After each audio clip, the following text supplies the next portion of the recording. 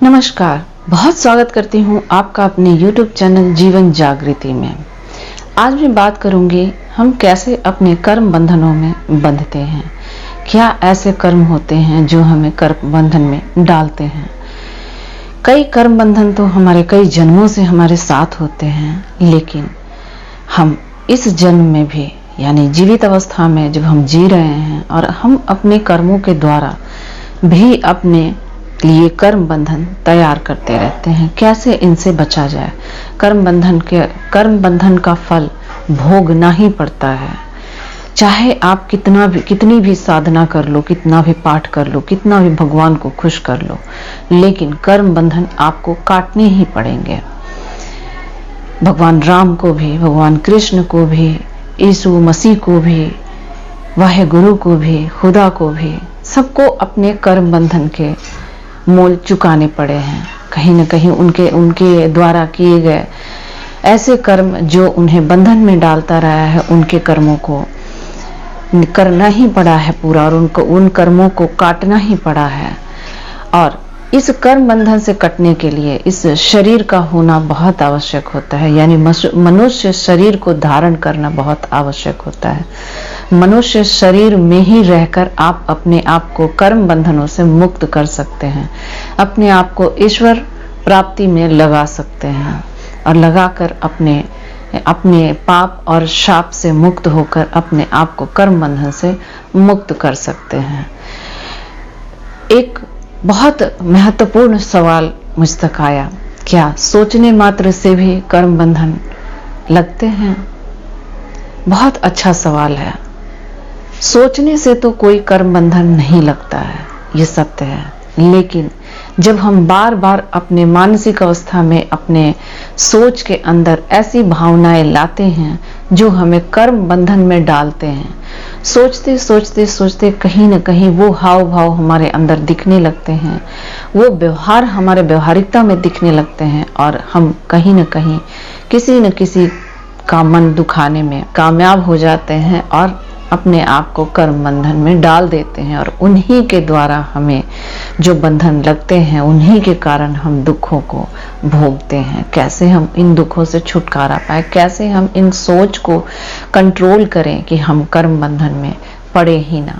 सबसे पहले तो अपने आप को एक असाइनमेंट देना होगा, अपने आप को एक विषय से बांध करके एक साधना की ओर आपको लगाना पड़ेगा, अपने आप को साधित करना पड़ेगा। एक विषय वस्तु दे करके, यानी एक मंत्र दे दो आप अपने ब्रेन को, अपने मानसिक स्थिति को, और हर समय आप वो मंत्र जप करते रहो। जब भी आपके अंदर एक सोच आए, या ऐसा सोच, चाहे वो नकारात्मक हो या किसी की बुराई से रिलेटेड हो, या कुछ ऐसे सोच हो जिनसे कोई आपका लेना देना नहीं है, फिर भी आपके अंदर वो सोच आ रहे हैं, दूसरे के विषय में भी हो सकता है, ये किसी और की बातें सोचकर, किसी और की लड़ाइयों के बारे में सोचकर, किसी और के कर्म फल के बारे में सोचकर भी आप अपने आप को कर्म बंधन में डाल देते हैं, और उन फालतू के विचारों में उलझ के अपने समय को नष्ट करते हैं, अपने आप को कहीं न कहीं अपने आप से दूर करते हैं, अपने मानसिक अवस्था के आधार पे अपने मानसिक अवस्था को विक्षिप्त कर देते हैं, और ऐसे कर्म बंधन अपने लिए बना लेते हैं, तैयार कर लेते हैं, जो आपके ही दुखों के कारण होते हैं। इनसे बचने का प्रयास करें। कोई भी सोच आपके अंदर यदि आता है और आपको लगता है कि नहीं, मुझे ये सोच मेरे किसी काम का नहीं है, तो आप वहीं पे उस सोच को रोकने की कोशिश करें। आप कोशिश करें, कामयाब जरूर होंगे।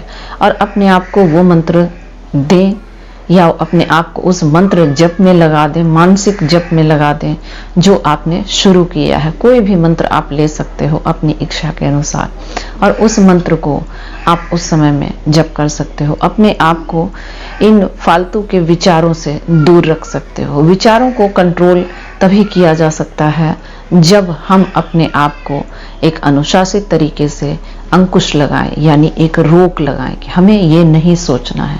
आप बार बार प्रयास करेंगे, हर रोज प्रयास करेंगे और पाएंगे, कुछ ही दिनों में आप पाएंगे कि आप इन सोचों पे, इन फालतू सोचों पे या फालतू विचारों पे आप कहीं ना कहीं विजय प्राप्त कर रहे हैं और कहीं ना कहीं आप अपने मंत्र की शक्ति को जागृत कर रहे हैं अपने शरीर के अंदर, जो आपको आपके सफलता की ओर ले जाएगा।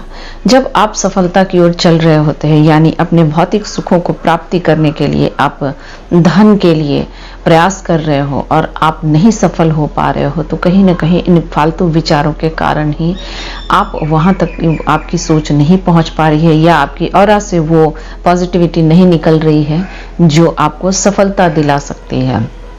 आपकी सफलता आपके ही अंदर है। आपकी सफलता मिलने में आप खुद ही बाधक हो, तो क्यों ना आप अपने आप को ऐसे असाइनमेंट से आप बांधो, ऐसे विषय से बांधो कि आपको कर्म फल लगे ही ना, ऐसे कर्म फल जो आपको दुख दे। अपने आप को व्यस्त रखें। ये कहना बहुत आसान होता है, लेकिन आप शारीरिक रूप से तो व्यस्त रख सकते हैं, लेकिन क्या मानसिक रूप से भी आप व्यस्त रख सकते हैं खुद को? हाँ, रख सकते हैं। कैसे? तो आप अपने आप को एक मंत्र देकर, जब आप, जैसा मैंने पहले भी बताया, सुबह ब्रह्म मुहूर्त का समय आप चुनें और उस समय ही शुरुआत करें। उस समय ही इन मंत्रों को लेकर प्रैक्टिस उसी समय से शुरू कर दीजिए। आप पाएंगे कि बहुत जल्दी, बहुत थोड़े दिनों में ही आप अपने फालतू के विचारों पर विजय प्राप्त कर अपने आप को एक विषय की ओर, यानी एक साधना की ओर, वो भी एक साधना है। आप हर 24 घंटे अगर किसी मंत्र को करने में सफल हो रहे हैं तो वो आपके लिए एक बहुत बड़ी साधना है, जो आपके जीवन में भौतिक सुखों के साथ साथ आपके आध्यात्मिक ऊंचाइयों तक आपको ले जाएगा। और इतने सिंपल तरीके से और इतने आसान तरीके से कि आपने सोचा भी नहीं होगा कि इतनी जल्दी हम ऐसी ऊंचाइयों को प्राप्त कर सकते हैं। कहते हैं लक्ष्य निर्धारित करें, तभी आप लक्ष्य तक पहुंच पाएंगे। लक्ष्य निर्धारण आप करें दोनों ही अवस्था में, अपने भौतिक सुखों की अवस्था में भी और अपने आध्यात्मिक ग्रोथ की अवस्था में भी अपने आप को एक विषय वस्तु दें, एक टारगेट दें, एक विजन दें, ताकि आप वहां तक पहुंच सके और आप सुखी और संपन्न हो सके। आप अपनी मानसिकता में पॉजिटिविटी रखेंगे, अपने आप ही वो पॉजिटिविटी आएंगी। यदि आप अपने आप को डिसिप्लिन तरीके से एक मंत्र में बांधकर आप अजपा जाप करें या मानसिक जाप करें, आप 24 घंटे उसमें लगा कर देखें, आपके अंदर फालतू के विचार बनने बंद हो जाएंगे, जो आपको आपके कर्म बंधन में नहीं बंधने देगा और आप अंततः सुख को प्राप्त करेंगे। वो सारी सुख सुविधाएं आपको मिलेंगी जो आपको चाहिए। Thank you so much.